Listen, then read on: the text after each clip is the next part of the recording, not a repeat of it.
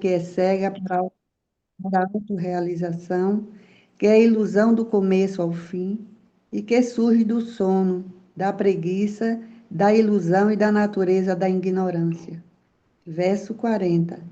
Aqui, ou entre os semideuses, nos sistemas planetários superiores, não existe ser algum que esteja livre destes três modos nascidos da natureza material. Hare Krishna.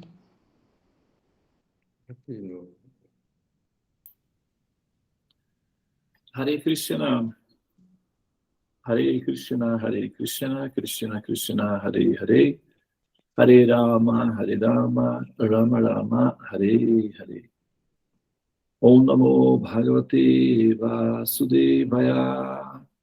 Om Namo Bhagavate Vasudevaya.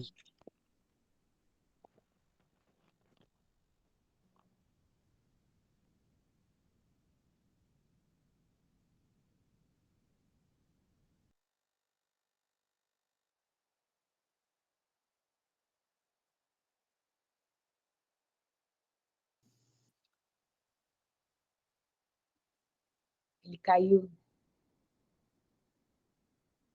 A banana caiu. Tá?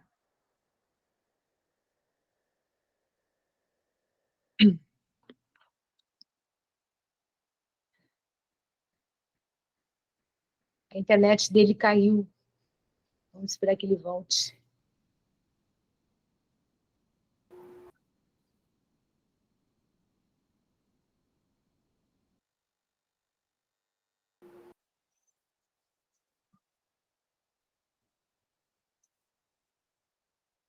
Dave, diz que nós podemos seguir com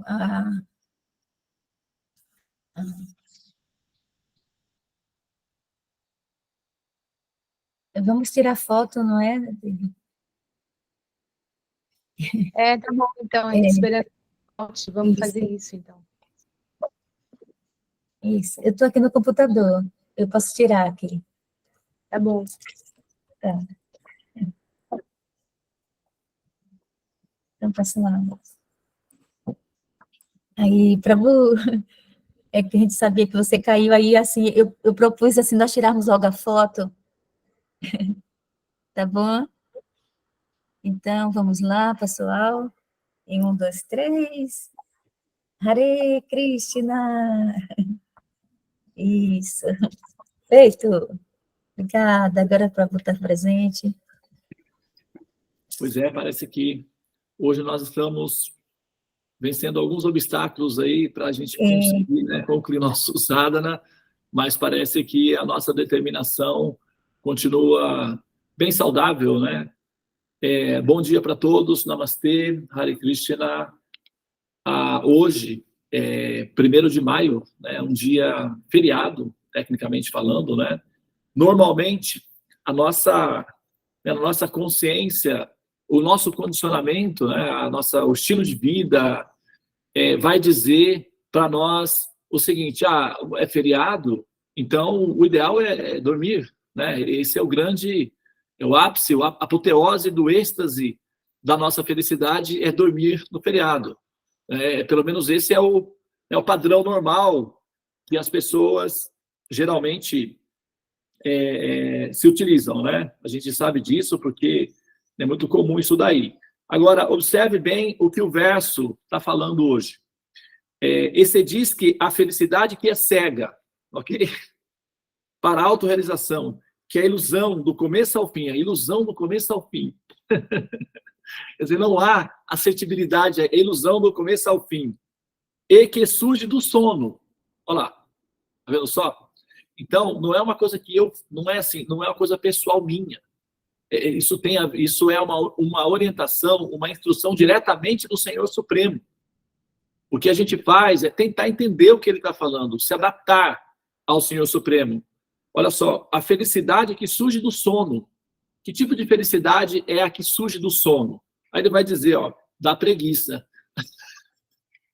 Da preguiça e da ilusão, é da natureza da ignorância.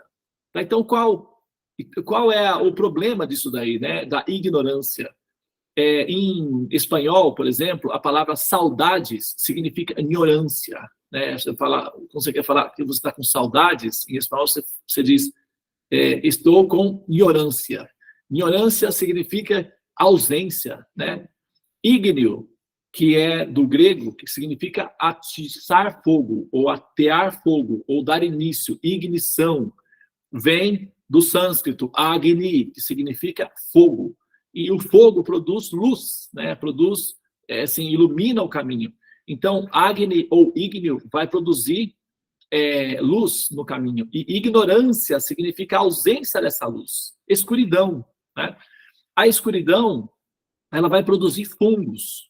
Então, se você passa muito tempo envolto numa escuridão, isso produz medo. É natural, não é que isso algumas pessoas desenvolvem. A pessoa tal. Não. Todas as pessoas desenvolvem essa característica de sentir medo. Tem um programa, é um canal fechado, mas eles fazem uma experiência, um laboratório, né, de psicologia. Eles colocam pessoas em um quarto hermeticamente fechado, sem luz. E as pessoas devem permanecer ali por um período de tempo. E eles colocam lá um prêmio lá, sei lá, $100 mil, para quem fica mais tempo lá dentro. Então, as pessoas, quando elas passam ali uma semana naquele local, sem luz, num silêncio absoluto, elas começam a ter alucinações. E isso é registrado em câmeras, é mostrado nas câmeras. As pessoas começam a falar, a conversar com outras pessoas, elas ficam... a sensação é de um abandono tão profundo que elas começam a ter delírios por conta da escuridão e da ausência de intercâmbios. Então, esse fenômeno da psicologia, do estudo, é um laboratório que é feito, e o estudo é feito em cima disso daí. Até um programa ele é televisionado, né? Ele mostra num canal fechado. Não sei se alguém de vocês já conhece isso daí, mas acontece que é o seguinte: o nosso estado de existência, a nossa condição de existência, ela é hermética, porque nós convivemos conosco, e a nossa experiência de existência é a avaliação contínua que nós fazemos de nós. E dependendo da modalidade em que nós estamos cultivando, essa modalidade ela vai produzir um efeito final em termos de estados psicológicos. O modo da ignorância, ele é a ausência de luz. Então, ele já está tamas. Tamas significa escuridão. E ignorância significa sem luz, ou seja, sem fogo, sem luz. Então, essa ausência de luz faz com que a pessoa permaneça vivendo na escuridão. A longo prazo, você coloca aí 30, 40 anos, né? Tem jogadores que aos 15 já estão alucinados, tão desesperados, que decidem sair do jogo, né? No sentido de pensam. É muito comum que nesse período, né, os jogadores envolvam-se com atos de autodestruição, de suicídios, de drogas, que é uma espécie de atenuante, né, para o medo, para o susto que isso produz. Tá? Então, é muito comum suicídios, por exemplo, na faixa entre 15 e 20 anos de idade. Por quê? Depois de muito tempo vivendo sob as condições de escuridão, o ser entra em estados de alucinação, de delírio. E esse delírio produz medo, ansiedade. E a consequência disso é que o jogador vai tentar fazer algo para se livrar daquele pânico de existir. Tá? Então, a convivência com a escuridão é perigosa do ponto de vista da saúde mental. Tá? Então, assim, esse exercício que nós fazemos em busca da nossa felicidade, em busca da nossa realização espiritual, ela passa pelas etapas que são etapas observáveis do ponto de vista da ciência moderna, que utiliza-se dos recursos de neurolinguística e da psicologia moderna para fazer a avaliação do estado mental das pessoas. Então, nesse caso, por exemplo, quando nós temos um exercício em que a pessoa desenvolve equilíbrio emocional, as condições para a felicidade se tornam mais reais. Que uma felicidade que ela está contaminada, ela está influenciada pelo medo, pela ansiedade, pela angústia, essa felicidade ela tende a desaparecer muito rapidamente ou ela é permeada de sofrimentos. Então, a pessoa vive num estado de frustração contínua, em que o pouco de felicidade que ela tem está misturado com ansiedade e sofrimento. Então, ela não tem, enfim, sossego, ela não tem paz. E a alma, o ser, anseia por um estado de paz. A alma anseia por um estado de ananda, porque a natureza da alma é ananda. A natureza da mente condicionada é tamas, ou seja, medo e ansiedade. Mas a natureza da alma liberta é ananda, bem-aventurança, felicidade transcendental. E é esse nível de existência que nós estamos almejando quando nós buscamos a nossa espiritualidade, o cultivo, não é, do nosso aperfeiçoamento espiritual, o cultivo diário. Assim como nós comemos diariamente, assim como nós respiramos diariamente, assim como nós nos banhamos diariamente, da mesma forma nós temos que nos cuidar, nos purificar, nos aperfeiçoar diariamente, e não por acidentes aleatórios. O nosso ato de perfeição espiritual deve ser um ato profissional, pensado, elaborado, executado, planejado. Nós temos que ser diretores de nós mesmos. E a gente sabe, né, que a diferença que produz na nossa vida o cultivo do modo superior da natureza, que é o modo de Sattva Guna, o modo dos seres elevados, dos sábios, daqueles que são conscientes. Então, o que nós fazemos? Nós interrompemos a ilusão, que é o sono, atuamos com ígneo, com fogo, ou Agni, fogo, ou seja, colocamos luz no nosso caminho. Então, nós controlamos a dose, né, do remédio que é o sono. Né? O sono é um remédio, ele tranquiliza, ele acalma, ele relaxa, mas quando ele é usado com uma quantidade muito grande, ele vira droga. É como todo remédio. A diferença entre um remédio e uma droga é a dose que é utilizada. Então, dependendo da quantidade da dose que é utilizada para um remédio, ele vira droga e pode matar. Então, semelhantemente, o sono, ele é um remédio. Porém, utilizado de maneira desordenada e descontrolada, ele vira droga. E ele produz grandes doses de sofrimentos para aquele que se utiliza desse recurso, dessa substância, né, dessa essência, que é o sono. Então, esse trabalho que nós fazemos no sadhana, ele tem a ver com o cultivo do modo superior da natureza, que injeta a luz, autocontrole. Uma vez que nós temos controle da mente, ela então se estabiliza. E no estado de estabilidade é possível sentir paz, né, bem-estar, a sensação de progresso, a sensação de utilidade, a sensação de sentido de existir, quando se estabiliza a mente. Após isso, com o cultivo de conhecimento, também se pode experimentar o estado de felicidade. Então, vem, primeiro, controle mental, paz e, eventualmente, se o jogador é, atento, ele pode também cultivar conhecimento. E, através do cultivo de conhecimento, ele vai experimentar, então, ananda, bem-aventurança, paz, realização. E, nesse estado de humor, esse jogador ou essa pessoa pode, sim, tomar a decisão de querer esse estado de humor continuamente. Ou seja, ela então vai poder decidir qual o tipo de vida que ela quer ter, o estilo de vida que ela quer ter, as reações emocionais que ela quer ter. Reações emocionais, estilo de vida no modo da bondade ou reações emocionais em estilo de vida no modo de tamas. Então, ela consegue ver bem a diferença entre o sofrimento e a felicidade, que é a liberdade da dor e do sofrimento da existência. Então, nessa condição saudável, mentalmente falando, o ser tem realmente condições reais de tomar a decisão de não retornar mais a nascer no chamado mundo material, nas formas humanas. Quando você consegue lucidamente, coerentemente, tomar essa decisão final de não renascer mais como ser humano nesse mundo de soluções, então é nesse momento que se diz que você tem sabedoria, que você alcançou real conhecimento.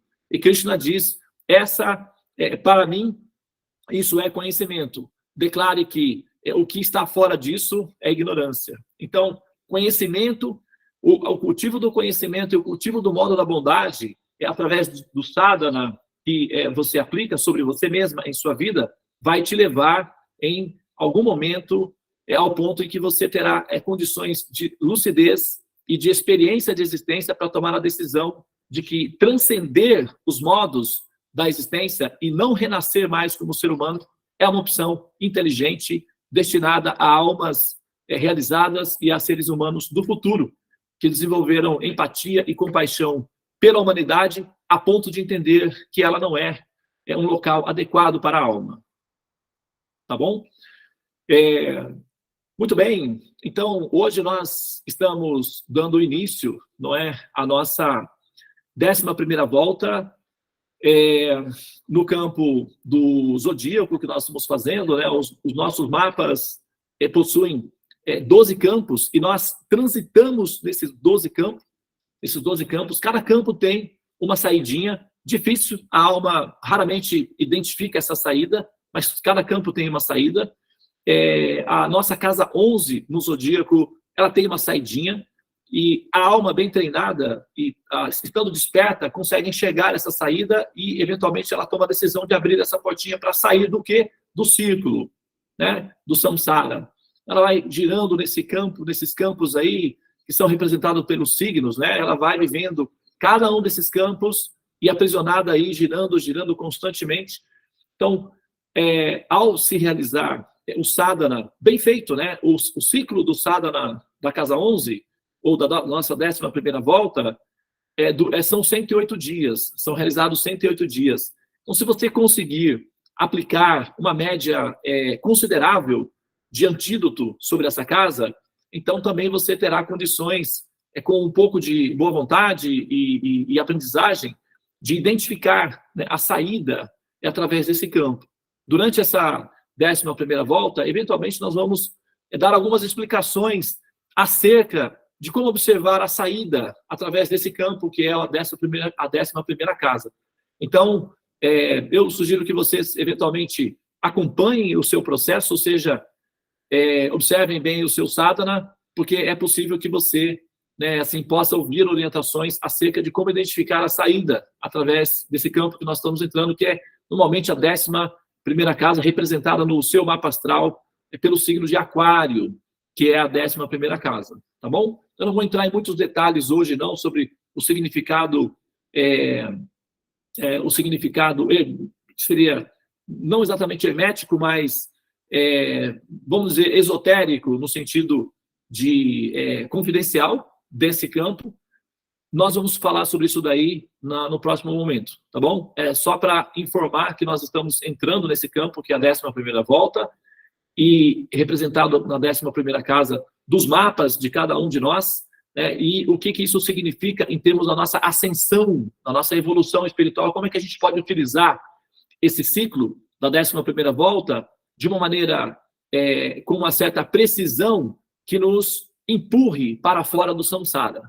Além do que nós já sabemos sobre o que nós fazemos, o que mais nós podemos aproveitar aí, porque afinal de contas é uma grande oportunidade a que nós estamos tendo, né? Raramente nós temos tanta lucidez acerca do sentido do porquê nós existimos, e nesse momento nós temos alguma lucidez. Então, eu acho muito bom tomarmos uma decisão enquanto nós estamos lúcidos e entendemos o que nós estamos fazendo, porque em situação de aflição, de desespero, de muita ansiedade, a nossa lucidez está comprometida.